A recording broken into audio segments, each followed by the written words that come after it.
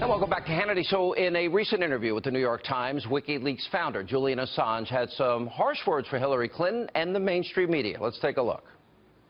The American liberal press, in falling over themselves to defend Hillary Clinton, are erecting a demon that is going to put nooses around everyone's necks as soon as she wins the election, which he is almost certainly going to do.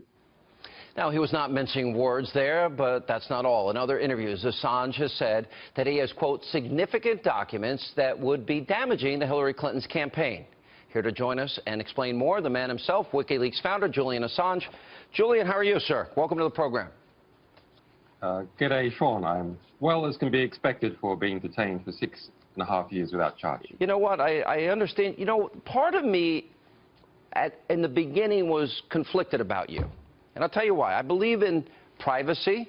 I believe that people, especially when it comes to private emails, personal emails, etc., and I think people have a right to that privacy. On the other hand, you have done a lot of good in what you have exposed about how corrupt, dishonest, and phony our government is, and I applaud that. I think that's good that we know that. Do you understand people when they talk to you about the privacy issue? I do, and we've exposed a lot of governments. WikiLeaks has, we specialize in bringing the First Amendment to the world. We were always very surprised that one of our biggest battles would be trying to bring it to the United States under an Obama administration. Yeah, that's interesting you say. Why do you say that that's a surprise to you? Well, because if you see the rhetoric coming out of the Democrats is that they're pro-civil liberties, and an important part of civil liberties is respect for the First Amendment and the rule of law. And that has broken down under the Obama administration. And Hillary Clinton was part of that process. She has, and the Obama administration has, attempted to prosecute more journalists and journalistic sources under the Espionage Act, that same Espionage Act that she was being investigated under, than all previous presidencies combined. Yeah. Not just more than any one of them, than more than all of them combined. So there's, under Obama, an epidemic has developed of abusing national security laws to crack down on what is legitimate use of the First Amendment. You said to PBS that you have a significant amount of information. The information itself is significant pertaining to Hillary Clinton's campaign. You will be releasing it in several batches as you are finishing it from a journalistic standpoint. How many batches, as you describe them, do you think you'll be releasing, and how soon? Tricky question, Sean. Well, that's actually a pretty simple one. That's not tricky. The first batch is reasonably soon. We're quite confident about it now. We might put out some teasers. As I don't want to promise anything because you have to see how the formatting goes, but we might put out some teasers as early as the next week or the week after. Last question. It's not really hard to hack into these even secure systems, is it? I've talked to some real smart computer friends of mine. They say it's far more simple than anybody would ever know. Is that true? It is. I just want to say one thing. In the FBI report released Friday, I agree with your analysis. It is very strange that was released Friday afternoon on a Labor weekend. I do think it draws questions as to what sort of game the FBI is trying to play. But there is, Hillary Clinton says that she can't remember what a C in bracket stands for. Everyone in positions of government and in WikiLeaks knows it stands for classified confidential. And in fact, we have already released thousands of cables by Hillary Clinton. Here she is, Clinton. See, that's her signature, Clinton, with the C in bracket right there. Wow. Thousands of examples where she herself has used this C in brackets and signed it off, and more than 22,000 times that she has received cables from others with this C in brackets. So it's absolutely incredible for Clinton to lie. She is lying about not knowing what that is, but it's a bit disturbing that James Comey goes along with that game.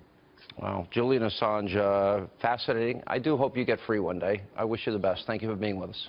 One of the country's most influential newspapers mocking President Trump's choice for White House press secretary, suggesting that Sarah Huckabee Sanders does not look like the kind of woman he would pick. In an op-ed in the LA Times, the political columnist David Horsey writes this: by comparison, Sanders looks more like a slightly chunky soccer mom who organizes snacks for the kids' games. Unreal. Here to weigh in, our panel: Fox News contributor and radio talk show host Tammy Bruce, political science professor Dr. Jeannie Zaino, along with physician and political commentator Dr. Eugene Downey. Great to have all you ladies here. Good morning. I think we were talking about this commercial break. You read this piece, we can all agree it's disgusting. It's almost like, Tammy, if you are associated in any way with President Trump, anything is fair game. You could say whatever you want about them. Yes, and it's not just Mrs. Sanders. It is also Melania Trump. It's Ivanka. It's Ann Coulter. It's Kellyanne Conway. We've seen this, of course, through the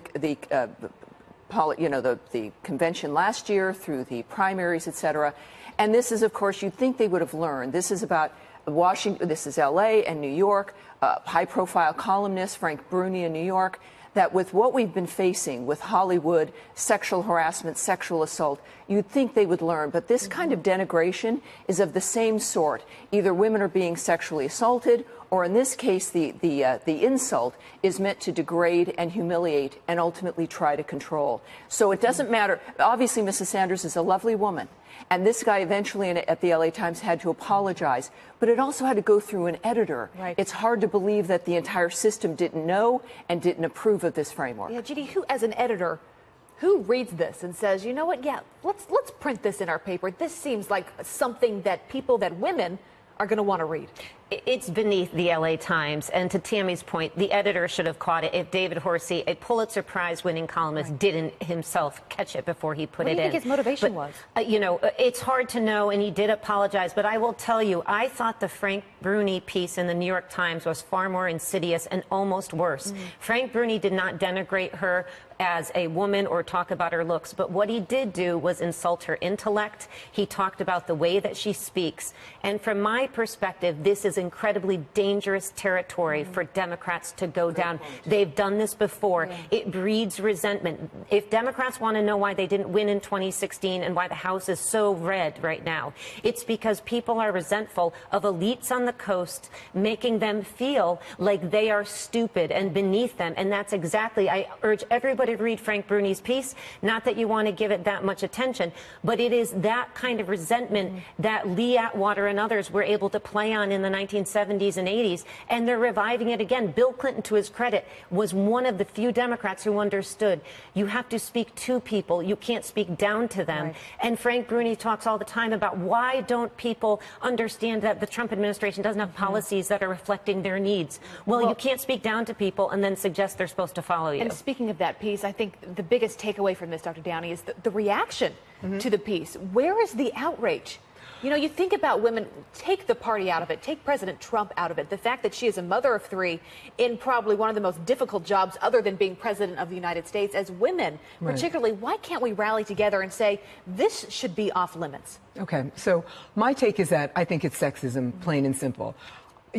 People need to comment on her job that she's doing. It doesn't have anything to do with her accent. It doesn't have anything to do with the spoofs I've heard about her weight. Sean Spicer is overweight. Nobody commented on his weight. Sean Spicer's only 46. He looks older than stated age, with all due respect to Sean. But nobody would comment on how he looks. My problem with Sarah Huckabee Sanders is the following. I'm concerned about the level of her holding herself up as an evangelical, but yet Trump is accused of having, like, what, a 16% track record when it comes to telling true statements and mostly true statements. And she holds up what he's saying and she lies. Her cortisol level is rising. She's squirming as she lies sometimes. So as an evangelical, I feel like she reads a Christian devotional apparently every day before she gets up to speak in front of the White House Press Corps. So as a Catholic, I'm looking at her and I'm concerned about her upholding Trump's lies. So I get into what she's doing and her actions, which can be criticized, but not who she is. That should be off the table. Tammy, I can tell you have a reaction. Well, look, I think that all of this is about, as you've noted, though, that women are put in a position where the criticism against them is personal, and there's a reason for that. And it's for the left, for these liberals who do it, it's sending a message to their own base that if you step out, if you do not conform, you're going to be humiliated. And this is, of course, for them, it's a mistake because all women, we're used to that. Again, with this conversation that we've had, with the way that liberals, have, of course, the misogyny on the left, it is a key. And the people that are expected not to come out next year to vote in most polls are the base for the liberals. And it's because those women, those people of color and gays realize that something else has happened here. The new news with Donna Brazile, what was going on politically. So if all you have is to attack women especially based on their appearance or whatever they think their weakness is, you are going to alienate, as you've said, the entire base and women in general. I think there's a revolution going on. This is where we become all sisters. And I think it's a very exciting thing. And so support Sarah Sanders and every other conservative woman, because she now is representing every woman in this country. Who's trying to be a mom and do a number of things. A mom and a professional woman. Quickly, does this backfire? It could backfire, but let's just say, and I agree with Tammy, let's just say it goes both ways. We have a president who came out on the stump during 2016 and criticized Ted Cruz's wife for her looks, Carly Fiorina for her looks. Right. That doesn't give anyone the right, though, to attack Sarah Huckabee Sanders. It doesn't give anybody any right to attack anybody. All I want to say is it's fair game on both sides. You cannot attack women for their looks. You have to deal with them in terms of their job performance on both sides. It has to be their job performance. And it cannot be anything but their job performance. Well, that's something at least the three of us here, of all different backgrounds, totally agree on. we can agree on And that. the president was criticized appropriately in those dynamics, including by myself. We all agree, and now we've got to stick with this because this is the future for our own families and our own work futures as well. I agree. Some great advice, Tammy. Ladies, thank you so much for being with us. It's an important conversation to have. Thank you so much.